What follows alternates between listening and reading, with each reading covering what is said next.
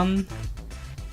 Welcome to another episode of, now officially Pause on Point. Yeah, pause on point, boy. Pause on point. Still using the old overlay, but it will change somewhere in the future. Yeah, we got a fancy logo. We got a fancy banner thingy. Maybe by the time this comes out, I don't know. it all looks nice and nice and the overlay is still the same old overlay. So, but the thumbnails look nice. Yeah, they do. Well, here's the thing, right? We might change, but the stuff we have to watch never changes. No. Yeah, and today we're only with the two of us. Lolly couldn't make it. We asked Bio Gundam, but he had also had issues. So it's just the two of us now. And we are going to watch the not so hidden nationalism of Rolling Girls by Pedantic Romantic. A show that's totally about nationalism and is going to indoctrinate many young kids into the alt-right ideology of Japan. They are going to start wearing rising sun headscarves and wearing the imperial logo. Yep, they're gonna start running around with katanas and start taking over the West. Yep, but first, Sekiro. Yeah, Sekiro. It's good shit. Good game. Good game. I love how we're pause on point, and this pause is really on point because we've got Pedantic pointing at Sekiro. Yeah. Like, this is the shit. Oh, yeah, man. I beat it. I got all the endings.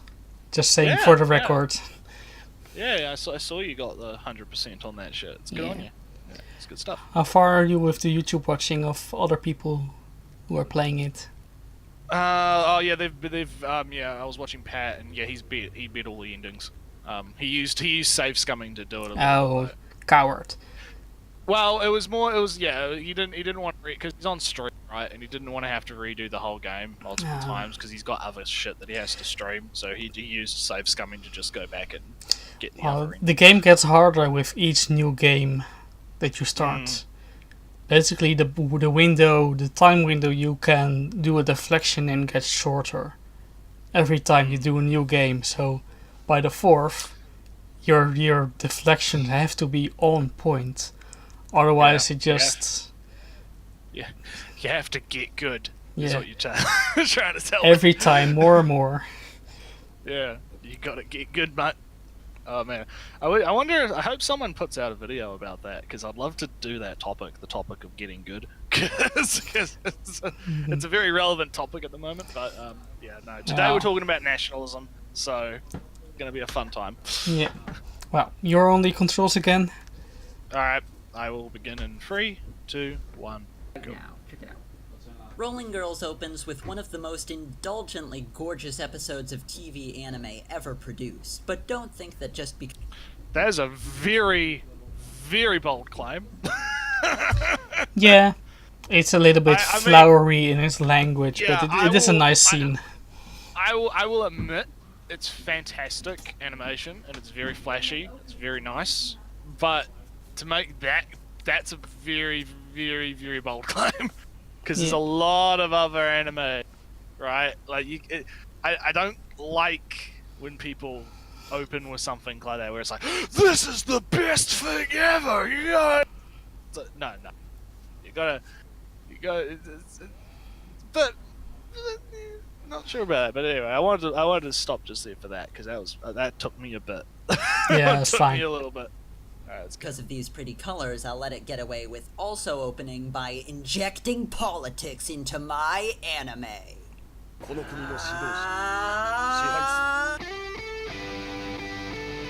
Oh, skipping over it.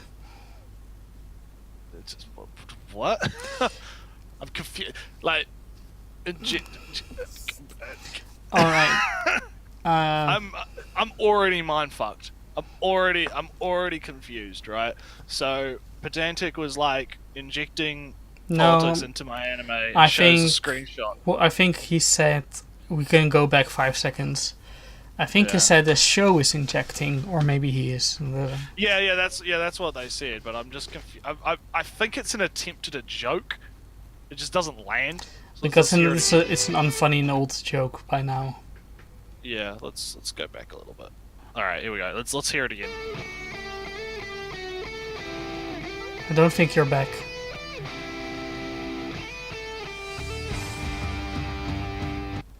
Okay, so yeah, it seems like it's just like Oh, something wait. that people. What did you hear him repeat it? Because I'm now on the.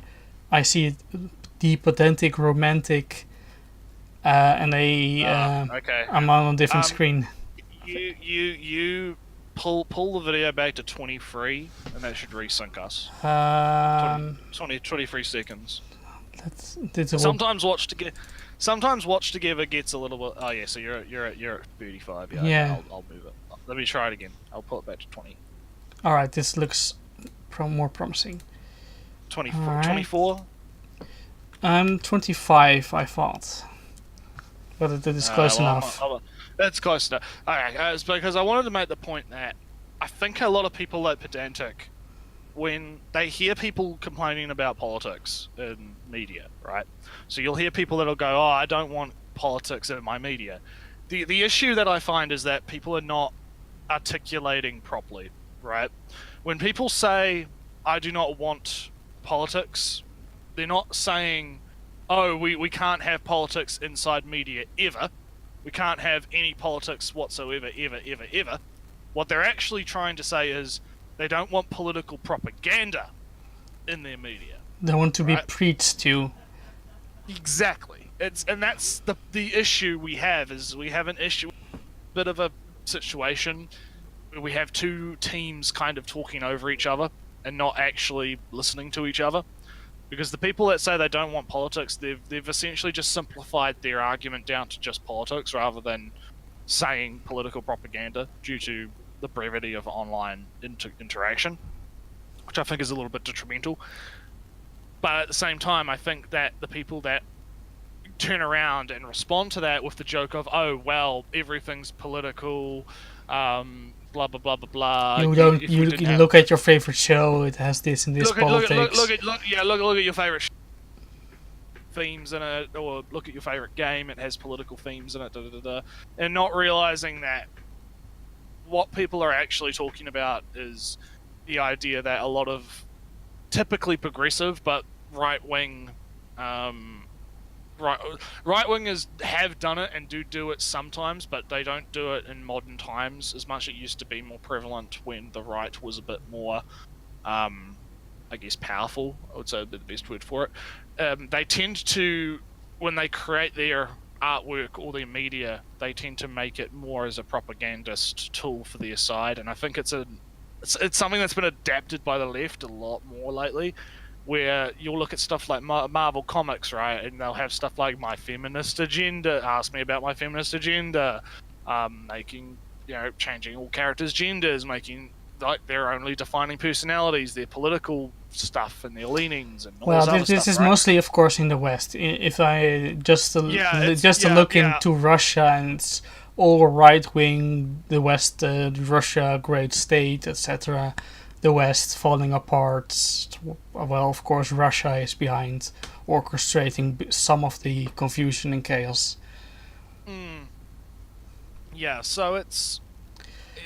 There were never I think Russian soldiers on the Crim.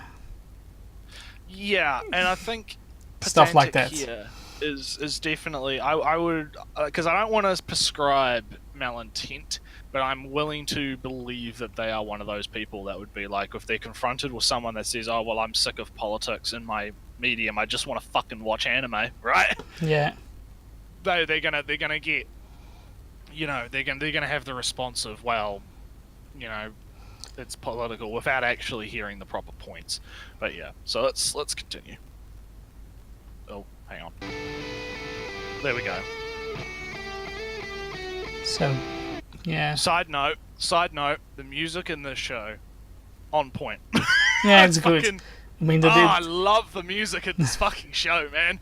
Fucking na just the. na I'm a na big. na I'm a. na. Na, na, na. I love electric guitars, so it's like it fucking speaks to me. It's I like the spiritual. the ED a little more than the OP of this show. Yeah, it's really good. Right, let's continue.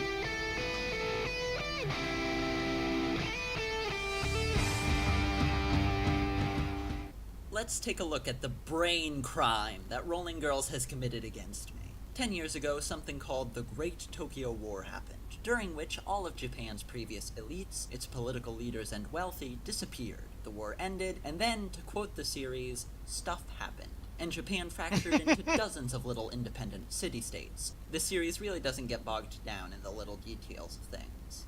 It also doesn't get bogged down in the whole rest of the world. In spite of having this complicated set of considered geopolitical circumstances within the country of Japan, the outside world functionally doesn't exist. Yeah, And the can you show pause is one very second? explicit with this. In the opening scene, Oh. we see the planet Earth, Yeah. and everything No, except stop. Japan. I'm trying to pause it. Yeah, so maybe he'll say it right now, but basically the show is a recreation of the Sengoku Jidai, where the Japanese, every province, every warlord only was concerned with fighting another province for control of the whole of Japan. The outside world was not a thing. And this Right. show is a recreation of that time period in a modern Sort of code, yeah. And in a flimsy justification for why the outside world wouldn't matter. Well, there is nobody who cares about the outside world anymore. Yeah, and I find it to be it's a very weird criticism, because I don't feel like, why would the outside, like, I'm trying to think about, like, watching all the animes I've watched, right? Most of the time they don't really care about the outside world. Like, there's never, it's not like you usually have an anime that, like, let's take, I'm trying to think of one that would be like that. Like you have a setting, right? Like, let's say that the setting is Japan, but they don't go outside of Japan. They don't really acknowledge any other, like, goings on outside of, like. Yeah, Yeah, let's say the Fate series. There's maybe some. The Eisenberg are German, assumably, but for the most part, it doesn't really matter what happens in Germany or. And it takes place in Fikimi. I can't remember how to pronounce Well, it. it doesn't So- matter. Some nondescript Yeah, Japanese town. Yeah. It takes place in Japan. The setting is Japan. Anything that happens outside of Japan, unless it is specifically relevant to that setting, doesn't come up, because it's not like I'm not sure what Pedantic, like, I'm trying to understand what Pedantic wants. Like, what does Pedantic want? Do they want the show to be like, hey, we've got this really massive, really colourful, really amazing setting, but we need to show what happens everywhere else as well, and waste time doing so? You know, like, I'm just confused as to what Pedantic's critique is here.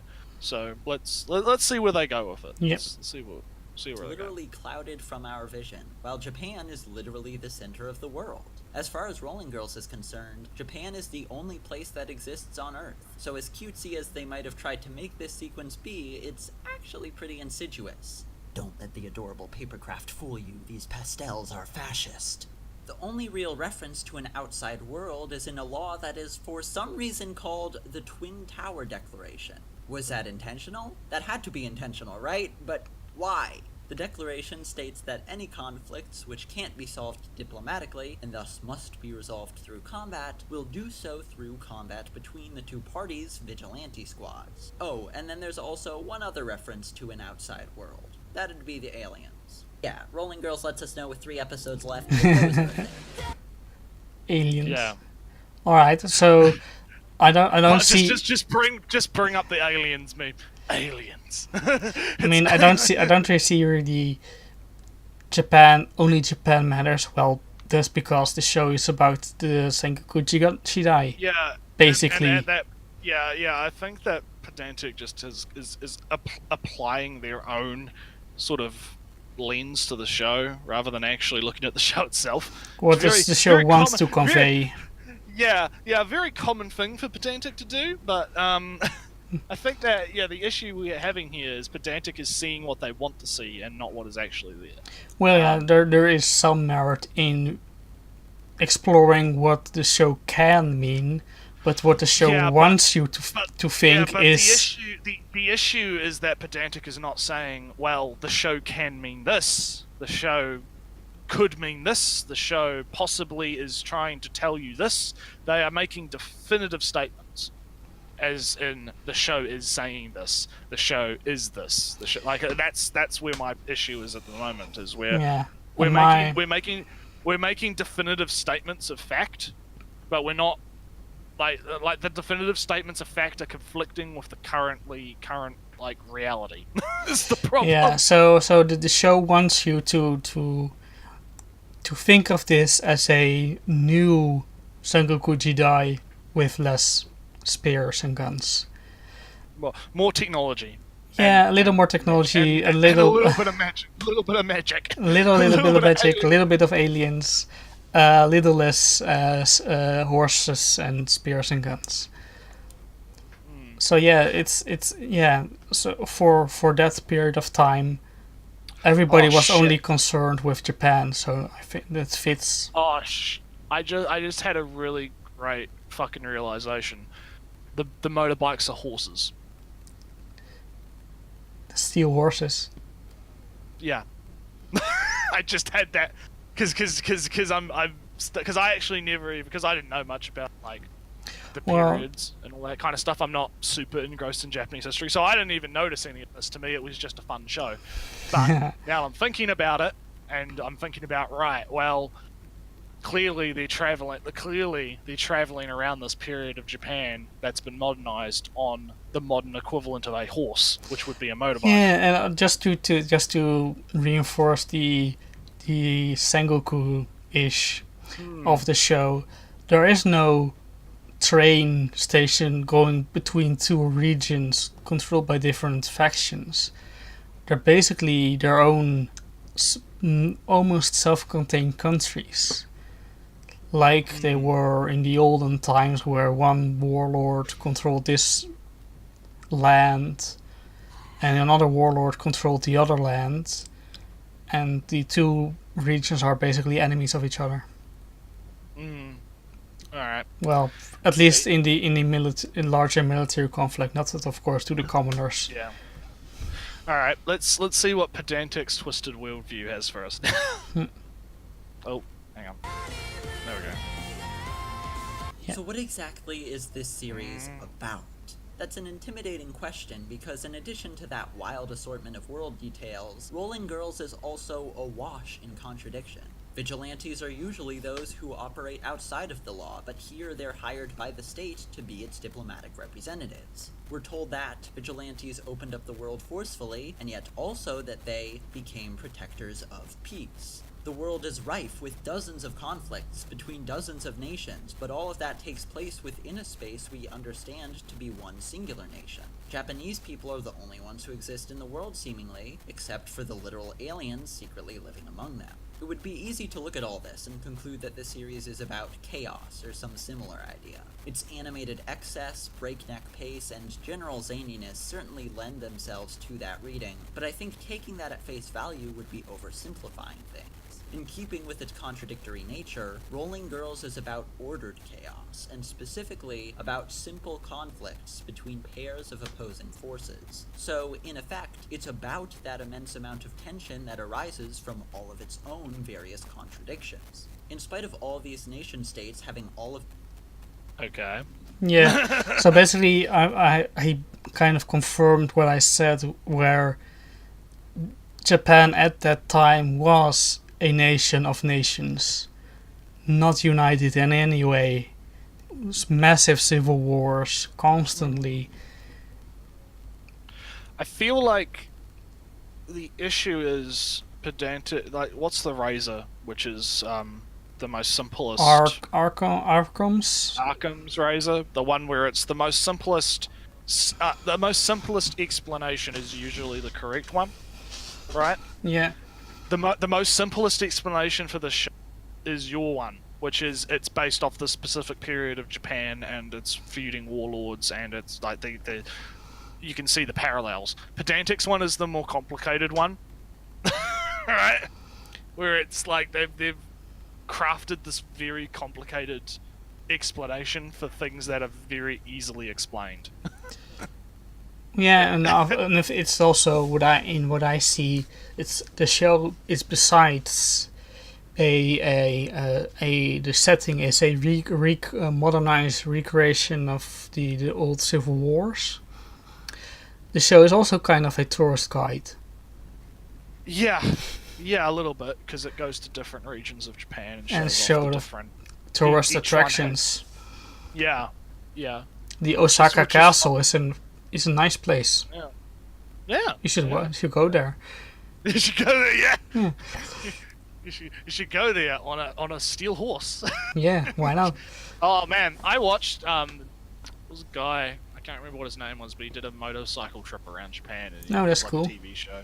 Oh fuck, it's such a nice, such a fucking. I'd love to do that shit. That would be amazing. Yeah, Do and a of motorcycle course, trip.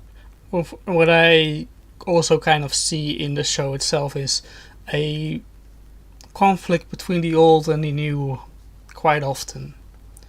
I mean, now we have a shot of a geisha, and in the show there is I believe this episode was basically a conflict between the rock concert people, the concert and the people, geisha people. and the Yeah. geishas.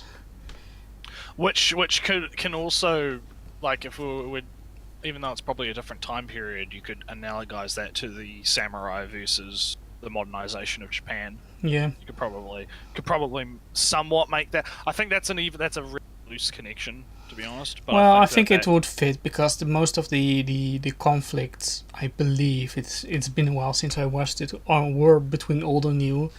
So yeah, that was the main point of that art, was essentially the idea of tradition versus like the modern versus the old, tradition versus with the opposite of tradition. progress. I don't progress. I guess, yeah. Like those are very big ideas within that arc, and at the end of the arc, it ends up that both tradition and progression can be alongside each other What a to create surprise! something.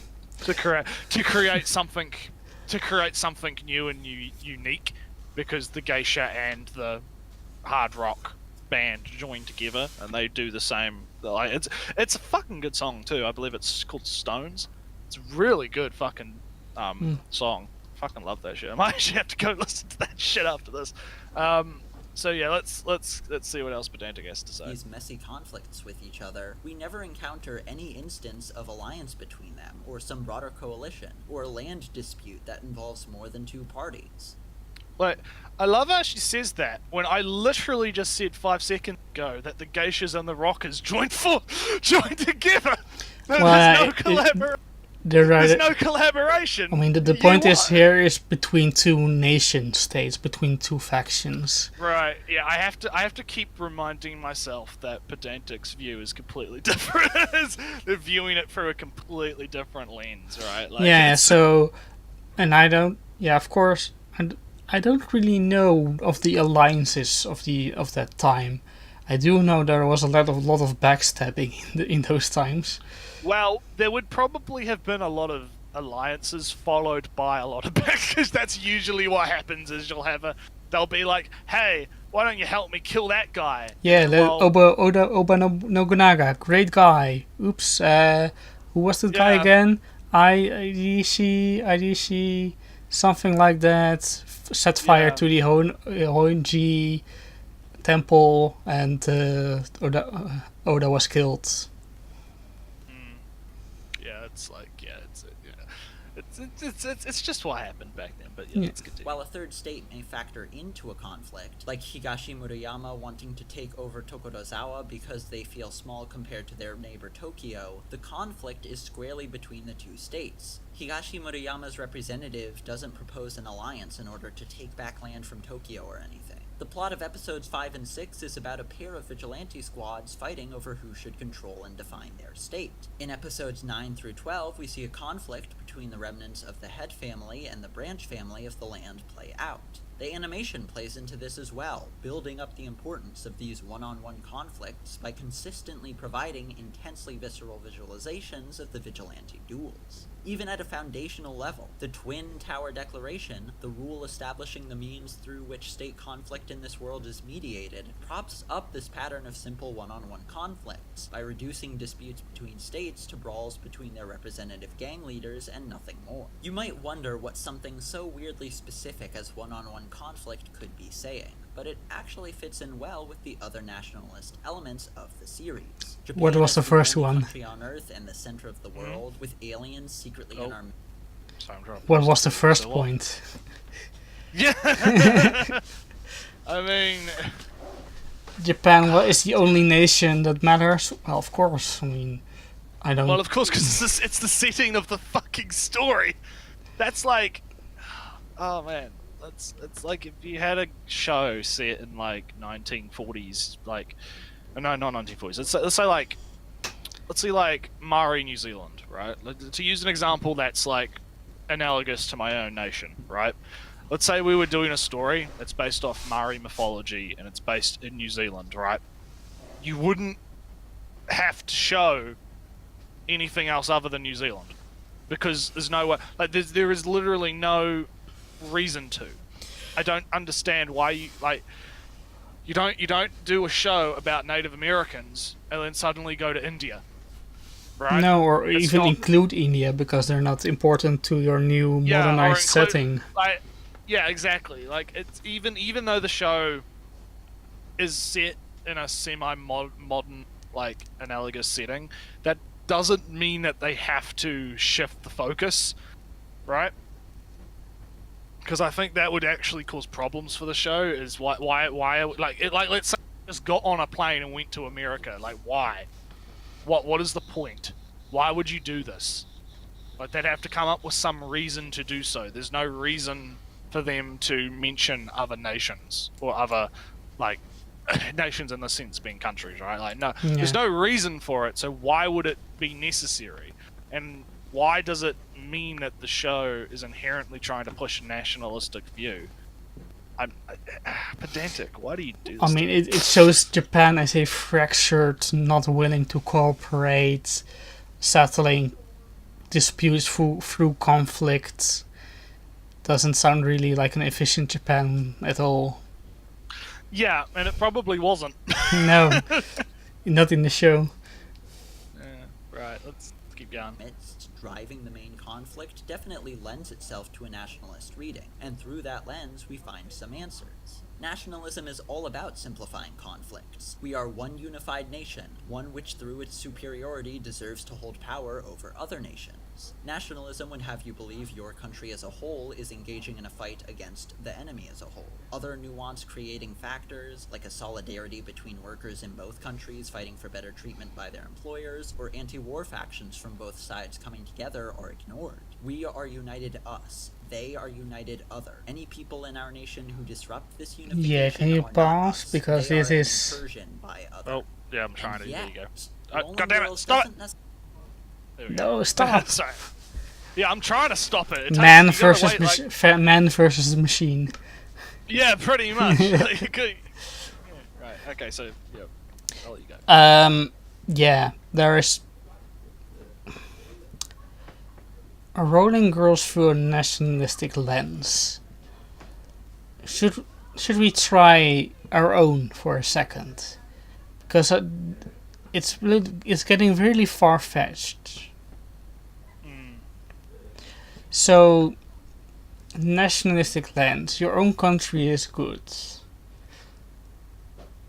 Other countries are lesser than.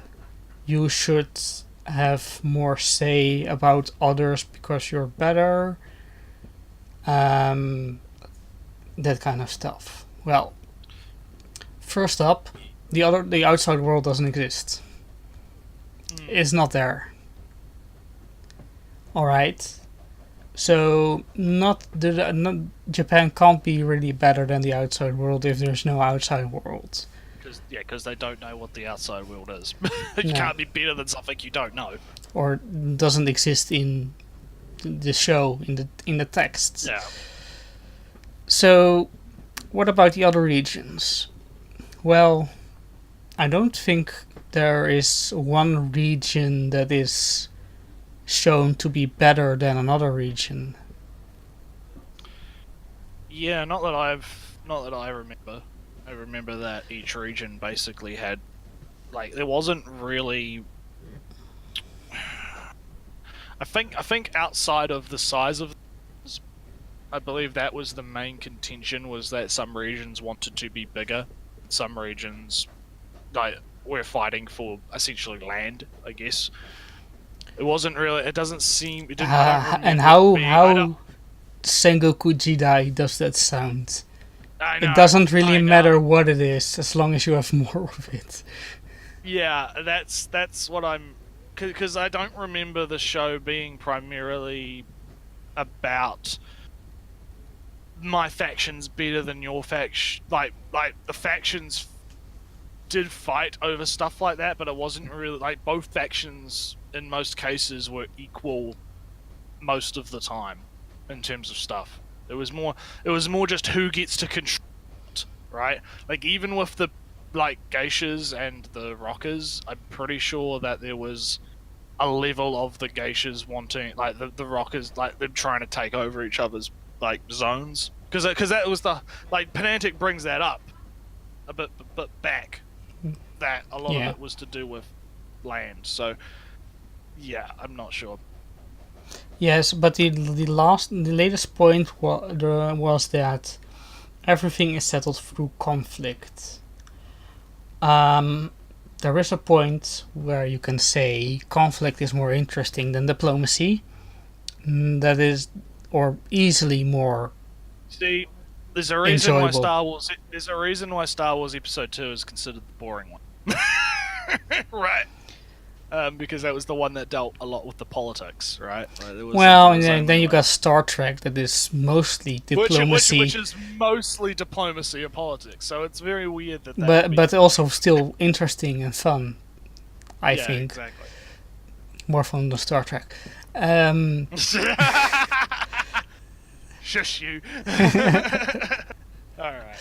but I don't see.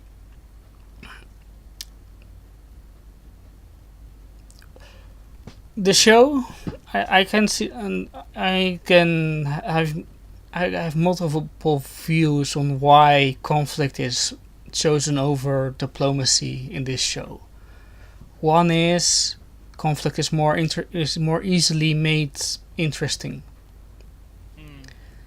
The other is it's more immediate. You can do a lot through conflict, body language, surprise, etc. It's another form of communication. One thing that I think is relevant in a original show also is the animators wanting to make a fun show. All the sparkles, all the things. I can imagine a scenario where the animators had lots of fun making flowers and sparkles and all that jazz. So, just I think the nationalistic lens fails for multiple reasons, and I don't. And of course, you can say I'm viewing this through a nationalistic lens, so other views are not included. But it is, I find, so unlikely. Conflict, people fighting, thus it is a nationalistic view. Yeah, I'm not. Yeah, I don't think that. Yeah, I think I agree with you. Pretty much all of that. I don't really have too much else to add. Really, I think that when I think about nationalism, I usually think about the ideas of putting your country first. So rather than thinking about helping. Like something that comes to mind in terms of nationalism is the idea of cannot help others unless you can help yourself. So you should aim to make yourself stronger in order so that you are able to help others, rather than the idea that nationalism is purely about you just do not want to interact with the outside world. Everything is conflict. Everything is no cooperation whatsoever. Yeah, I there's think no that you there's can no have, there's no protectionism being. yeah, I mean, the like borders are open. You only need in this world. When you go to another region, you just have a passport. you essentially just need the form of identification that allows you to be known where the fuck you are, right? Yeah, but Like, there are no closed borders. There is no real sense of protectionism. outside of maybe an exception such as North Korea, mate. Well, even North Korea allows tourism, so I feel like that kind of I think, so they can spy on the people who are coming in. well, that, and I mean, they probably make a little bit of money off it. Tourism Not is a very enough. Not enough. well, yeah, but money's money, so I'd view it from that respect. Where Yeah, it's but like, but in Rolling Girls, there's no protectionism. The yeah, borders there's no- aren't closed. yeah, there's like. I'm trying to remember, were there any points where they actually needed identification to cross the border? Not even sure. I remember some shots, some scenes where they were crossing a border. I think there was one. There was one when they were in like a city. I think that's the one where they needed to have some form of ID. But other than that, like when they were in the countryside and when they were in like the more rural areas, they didn't require some form of ID to move between the different borders. Pretty sure. So Yeah, again, I haven't watched the show in years, so I'm not. same basically. But I don't see. I'm just yeah. I don't see nationalism even in the nation states themselves, and not in why the fact that they are fighting one on one. And the other thing. I'll let you finish. And that it's nationalism because it's a simplification of the conflict. I think it's just the fun of seeing two enemy generals fighting each other. I think so too. I think that again, you have to apply the razor to it. Like, what's the most simplest explanation, and then you start from there, right? Like, it's not. It's the great legends of old fighting each other. Yeah, it's and it's flashy and it looks fun. Like I'd probably have fun trying to animate that shit. Like if I could animate, right? Like I think that would be a fun time. So I think that it's a bit of I don't know. Something that the point I was gonna make is sure. Let's go under the assumption that nationalism is in the show in some form. Like it's some form. Is it promoting it? Is a question. Is it promoting nationalism as a is it directly promoting the ideas of nationalism as something that is good and should be, pursued, or is it promoting it as a negative? Because it just being there is not a problem. Well, I doubt it's even there in the first place. But that's what I mean, right? Is like, even if it was there, like, I don't see how it would matter all that much. I don't see how it would be a problem, and I don't see how, like, what the point would be, and even like, because if it's there, most people probably would already have picked up on it. Like and again, it's the idea of like, there can be politics in things. The problem is when they start to promote certain kinds of politics and use the media as a propaganda tool to try and get people to, convince people, I guess, or be like, hey, that anime character's a commie, so communism's pretty cool, yeah? Shit. So, yeah. That's... Continue. Let's see where we last left off, because where we last left off was that conflict is simplified and therefore is a clear marker for nationalism. Now, I think we jumped forward a little bit when we paused, so I'm just gonna, because we were at that little robot. Yeah, we're at this point, so we'll start from. We're at 5:29. I don't see the Pretty sure. timer right now, so let's Alright. hope. Well, let's continue. Necessarily sign on to this nationalistic viewpoint. With all of this established, it's time to discuss something else that the series is about: complicating these simple one-on-one conflicts. Such conflicts are the established order of the world, the manner by which it operates, but disrupting that order is what our protagonist is all about. After the leader of her local vigilante squad, Matcha Green, is gravely injured, Nozomi goes out to travel the country, fulfilling all the requests for help that have been sent to the vigilante in her place. Nozomi will end up being the third party to these conflicts, and as we see, that ends up being a deeply disruptive force. The warring squads from episodes 5 and 6 have their conflict resolved and become a unified country. While the fight between family branches in episodes 9 through 12 is simple in concept, through the involvement of Nozomi and her friends, it becomes a sprawling affair with like 6 various factions. And this is a good thing. By and large, the situations Nozomi intrudes upon are ones of relative stasis, where the root of the issue has failed to be addressed over an extended period of time and tensions have gone unresolved. The series posits that by simplifying things to the point of 2 opposing forces, people's actual needs and desires often don't get addressed. In episodes 3 and 4, the true issue is that a member of Always Komima's vigilante squad doesn't want their best, the name for the leaders of these squads, to step down. She creates a false threat in the form of a pretend terrorist organization to keep that leader from retiring.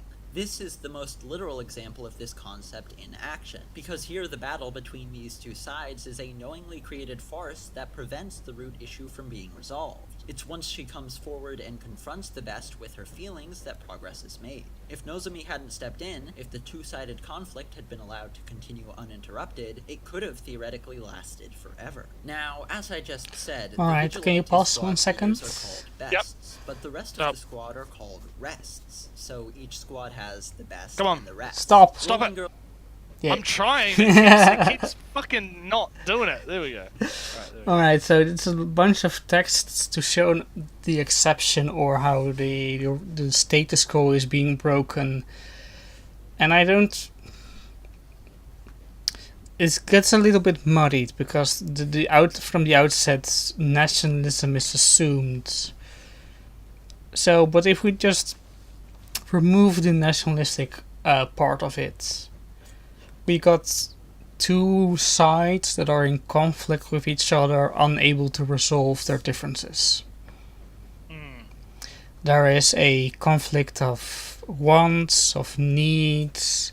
Indeed, the Comic Cat leader can't step down even though she wants to, so a threat is created to keep her there because she's so good, so needed, kind of, but not really in the sense that there's a threat. The geishas and the rockers were in bitter conflict with no real way out of the situation until Nozomi comes in. Yeah, and if I remember correctly, Matcha Green was always a neutral party. That was her thing. She would come into other people. She would come to the request of other people, solve an issue as a neutral party, and go away again. So what Nozomi does in this show isn't really unique. That has happened before, or it was happening as well. Masha Green was there, so it's basically a continuation of the situation that's already there. You could say Nozomi is further away from outside the system. She hasn't got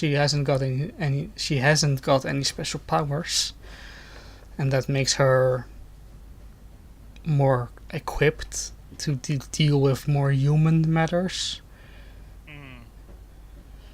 Still, I don't see Yeah, nationalism. I don't really have much. I just don't see it. I just don't get this lens that Pedantic is using. Like I'm just failing to. It's failing to connect with me, right? How is I'm failing. nationalism broken by having this third party? Pedantic kind of established that Japan as a whole is the subject of nationalism. We kind of disagree with it because Japan in this show isn't united at all. It's very Yeah. much in conflict with itself at all times. Like, if you were going to make the argument for nationalism, it would have to be between the city states. You wouldn't make the argument as Japan as a whole. You'd make the argument of each of these nations have their own nationalistic tinge, right? Like, you Or wouldn't. or this would be kind of radical, I would think. Or you could say that Nozomi is the enabler of nationalism in that she forges peace between all these different factions, unites them into a strong Japan. Mm, But I really doubt that is one what the show wants to do. Two, that you can take it from the show. Three, that this is the view of Pedantic on how nationalism comes into view. right. All right, then. Let's. We're getting closer on the last third, so let's see how Pedantic takes it home. Girls takes issue with the paradigm where conflict is fought between two bests and where the rests do nothing, as I just explained. Which is really interesting when we remember that bests are stand-ins for state power. What's being got at here is that simple conflicts between nations are largely symbolic, self-aggrandizing endeavors that don't solve things, and that only when the rest get involved and the issues they're dealing with start guiding the conflicts, do those conflicts start becoming something meaningful that can make things better. In that way, the series is actually a pointed anti-nationalist piece. At the end of the Great Tokyo War, most of the wealthy, leaders, and ruling class disappear, but even with them gone, if the state remains as the primary object to be upheld, its people will continue to be disenfranchised. Rolling Girls warns that even if those with the political and economic power don't stand in your way, a blind nationalist allegiance still can. This is an extremely relevant point to make, given that so many movements in opposition to the political and economic elite that have potential get scuttled when they decide that the best way to take back power for themselves is to rally around a nebulous concept of their nation and focus on building up that instead of building up those who are suffering. Now, this reading can only go so far. At the end of the series, any member of our main cast returns home, in spite of having just established a deep bond with the other girls. She's never known her homeworld, has no relationships there, so there's really no reason for her to return. The only reason for that to occur is a sentiment that she belongs on her home planet in some abstract manner. And that kind of pointless tie to your nation, or planet, of origin is a pretty nationalist one. Rolling Girls is a series that's Okay. There was a lot of text, and there was one point I kind of wanted to talk about. It was this idea of people take away the people, the system is still there, people still follow the system. Mm. And it is, of course, the nationalistic state being talked about here. I, again, see no nationalism in any real way. So the most I can make of that part is not, it's more of, indeed, if the people of the system disappear but the conflicts are not resolved, you still need to resolve the conflicts. And therefore it's more a personal tale, a more personal story of conflicts rather than big national ideas. Yeah. And I found, and also this stuff with the alien shit going home, right? Like, it's kind of hard because I can see where Pedantic's coming from, with the idea that this is somewhat national, the idea that you have some form of connection to your homeland, right? Because the opposite viewpoint to that, right, is of course the somewhat progressive, open borders advocate viewpoint of, well, we're all people, there are no borders, you shouldn't have connections to the place you were born, yada yada yada yada yada, right? Mm-hmm. I think the problem is that when you don't have that connection to your homeland, you have no reason to want it to improve or get better. And I think that's the reason why we are instilled a sort of like from birth, we are instilled Tribal, a sort of more tribal. Yeah, tribal's a better way to put it. Is that we're instilled this sort of notion that we are, you know, we are born here. That means you should want to see it improve. You should want to protect it. You should want protect your homeland, protect your family, right? I think that it's more done out of a sort of necessity, because I don't think that the idea of, well, it doesn't matter, is really helpful. Yeah, I think that the idea, I think at least having some of emotional connection to your homeland is more beneficial than the idea that we should just abandon that notion and let people just wander around and choose to do what they please. Because the thing is people will do that anyway. People will choose to fight for other nations, or whatever, anyway, if they don't think their homeland is, if they hate their homeland, right? But for the people that do want to protect their homeland, if no one wanted to protect the homeland, then there wouldn't be a homeland. It just wouldn't.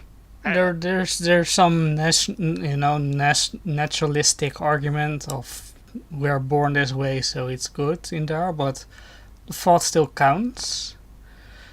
Yeah, there's a little. Yeah, I'm not. I'm coming up with this. I haven't to this point properly yet. No, I mean none of us are, and we're just talking. Yeah, I haven't properly internalized what I'm trying to say, right? I've got this inkling of what I'm trying to get across, which is just basically I think that it's more beneficial to have it than not. I think that the idea to get rid of it is actually quite dangerous, and I think that in the context of the show, I think it's perfectly reasonable for the character, even though they haven't been to their homeland, perhaps they want to go to their homeland. Well, because she left, so... Yeah, well, she left, so she did go to her like that. She but wanted. I'm trying to think of it from... Yeah, they wanted to. So I'm trying to think of it from the character's perspective, right? The character's perspective is, I haven't seen my home, I want to go see my home. Maybe I have family that's still alive, Maybe there's people I don't know about that care for me back home that I want to go see. There's from a character perspective, there's probably more going on than what's shown, and a lot of people intrinsically would know this because they've had that feeling like they've been away from home and they get the homesick is real, right? That's a real thing people feel. They feel homesick. So I think that the idea that this is inherently nationalist? ? Not so sure about that. I don't know if I would consider it inherently nationalist, because again, to me, nationalism is the idea that you should protect the homeland and you should you should obviously. And others are by default a threat. Well, yeah. Others are by default a threat and should be proceeded with caution. I wouldn't necessarily say that they should be proceeded with aggression because they are a threat, because a threat can be turned into an ally, right? Yeah, sure. It's not it doesn't have to automatically default to a hostile relationship. There are plenty of countries that have friendly relations, even though they don't particularly maybe like each other very much. So I think that this idea that the idea of the character having a national the idea that it's inherently nationalist for them to want to go home. I think there could be other reasons for it, and two, I think that there's nothing wrong with it, so I don't know why it's being pointed out. right? Well, yeah, Like, it's being brought up as a sum of other nationalistic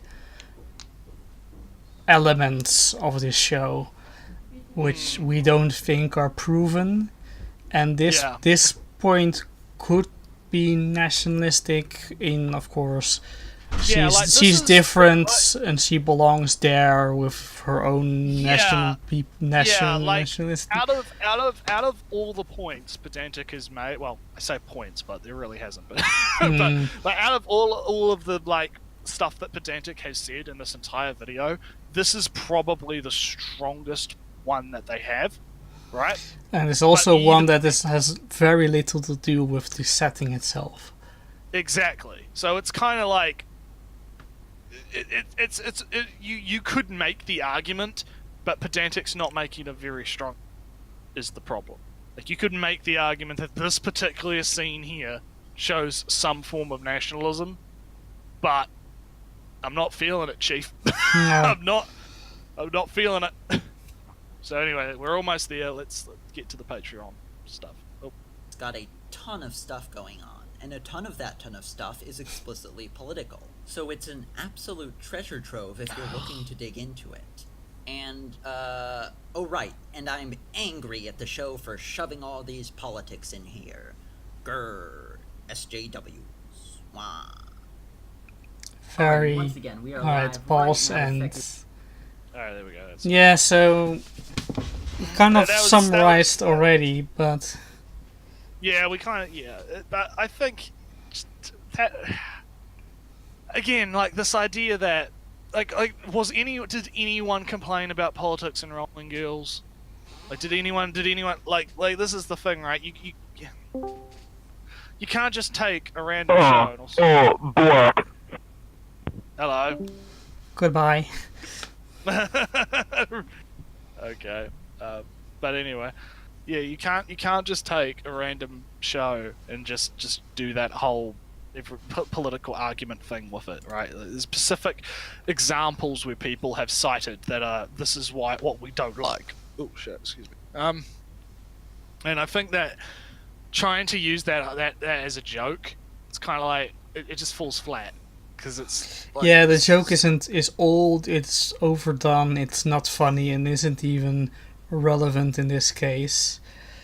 no. Yeah, the points, the lens being tried here doesn't work using a white filter on a to photograph snow. You don't see anything. Yeah, it's. It reminds me of that one Zarya video we didn't, but we did, which was the communist one, where it's the idea that just because you can do something doesn't mean you should, right? Yeah, I said something to the effect Yeah. of any view. You can take any lens you want on any piece of media you want. But that doesn't mean you're gonna get a fruitful outcome. Yeah, from that. I mean it's always. Don't be discouraged from using a particular lens on a show or a piece, on a music, on a play, on a game. Just know that not every lens is interesting or has something interesting to say. And I don't think using a nationalistic lens on Rolling Girls revealed anything new, interesting, or relevant. No, and I just don't see how.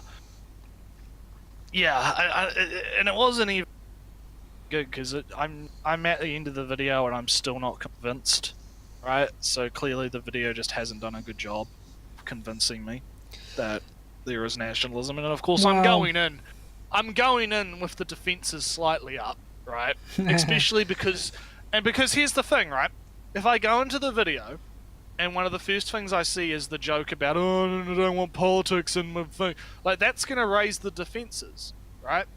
It's one of those things where it's like it's like a red flag, right? You don't, if you're trying to convince people, or you're trying, like, of course Pedantic could not be trying to convince people, and that's perfectly fine, but if you're, it feels to me like those jokes are like a force field to try and stop people who would want, like, people that would obviously are like me and see those things as flags.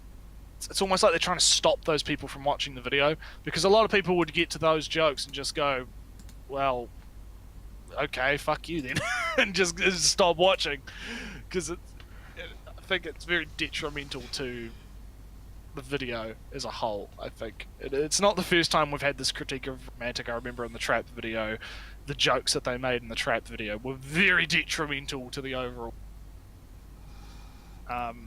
So yeah, I don't know if there's anything else. I've pretty much ran out of stuff to say about it. Yeah, jokes like that, jokes that alienate your audience or potential audience, you should try to avoid. Of course, people can say, but what about jokes about funny thing, whatever? Of course, I think there's a slight difference between jokes alienate and jokes that could be alienating.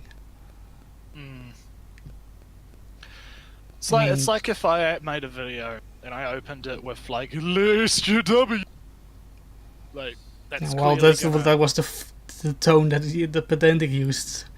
Yeah, it's like if I opened a video about, like, let's say the anti-EW messages and Transformers or something, right? Like just to put a random title out there, right? Mm-hmm. Like if I did a random video like that, and I opened it with a joke about, like, those SJWs, lol, they think the cultural Marxist influence on Sekiro.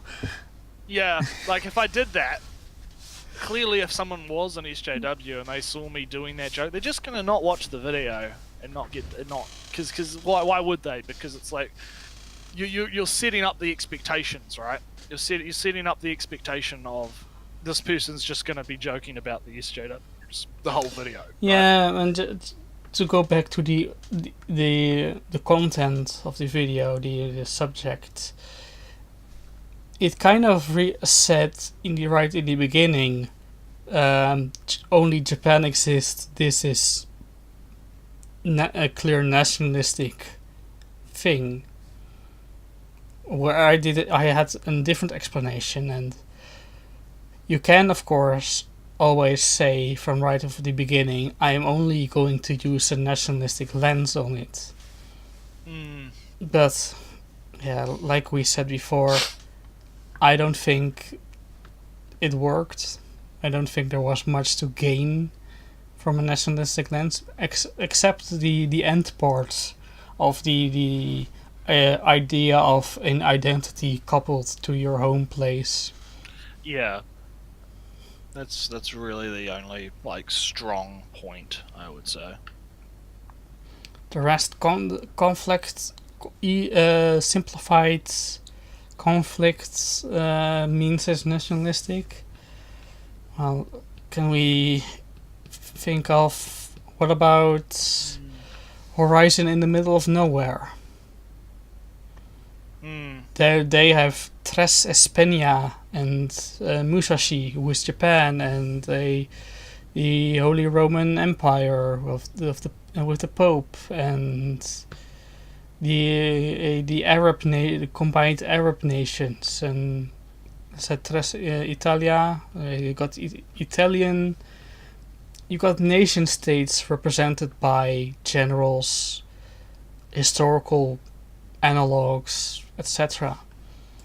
Is that then nationalistic because they use simplified combat between a few strong people who represent a country? Although it kind of feels in Horizon in the middle of nowhere, because it's a play, it's all an act. The entire world basically is playing an act pre-written for them, and they are just going with the motions. So even there, the nationalistic lens doesn't really hold up very far. Yeah.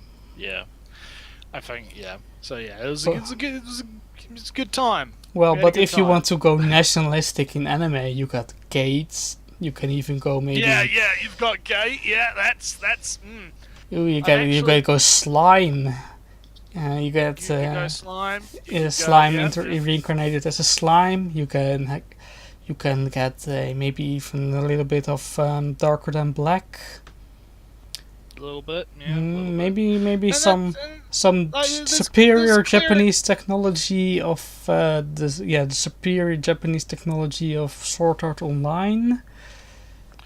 Yeah, like there's clearly some you could there's some examples you could use, right? That would be a bit more not so hidden, right? Like there's not so hidden, like because that's the whole title of the video is the not so hidden nationalism of rolling girls. The problem is that you've picked a show that doesn't really have like again it feels like pedantic is seeing what they want to see rather than it's actually. The not so hidden revisionist history of Rolling Girls. Yeah. Man. The Seigoku Jidai were just some people who had some disagreements, fight Really now and then, but some of them really liked music. yeah, some of them like more like pop music. The other people like more of the traditional arts, and in the end, Yeah. the whole of Japan became friends, and everything was nice. The Westerns came, and they peacefully left, and everything was nice. Yeah. All right. Well, I guess we should probably cap this one off because I think we're running out of shit to say. Yeah. So yeah. No. Yeah. Just to show there are lenses you can take, even on Rolling Girls, but nationalistic. I don't think that one works. Agreed. Well,